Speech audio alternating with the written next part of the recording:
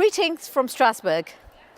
I wasn't expecting to give you an update this time, but here we are for this final session of this mandate, and maybe we'll even be back in July. Who knows? The headlines. Parliament improves pan-European financial supervision, increases protection for whistleblowers, reflects on EU foreign policy and future direction, and of course, there's Brexit.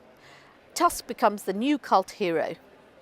Before that, my sympathies to the French about the devastating fire at Notre Dame Cathedral, a beautiful symbol not only for Paris, but for whole of Europe. Now, given it's the last session, over 70 reports were voted through.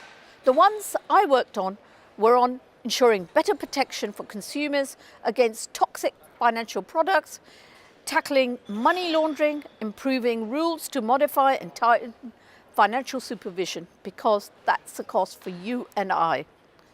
And without whistleblowers, we wouldn't have known about tax scandals like Panama Papers and LuxLeaks. Now we'll ensure that they have legal protection so that corruption and dodgy dealings are exposed wherever they happen in Europe. Reflecting with the EU High Representative on external policies, I was reminded about the impact the EU has the world over on lives of ordinary people. In many places, through our work, we have managed, whatever the situation, that it didn't deteriorate any further. In many more places, we have continued to improve human rights, democracy, and the rule of law. And these have been embedded in those societies.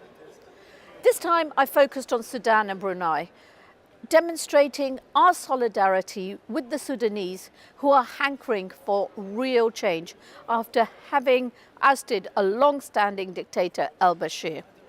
I also condemn strongly Brunei for introducing draconian laws against the LGBTI community. Now, back to Brexit. You all know that UK has an extension until the 31st of October. That reduces the risk of devastating no-deal Brexit. Council President Donald Tusk played a key role in this decision, and he deserves all the credit. And I hear he has become somewhat of a cult hero for the Remainers. Of course, that means there is a possibility that European elections may be held on the 23rd of May, depending on what happens in the House of Commons in the coming weeks.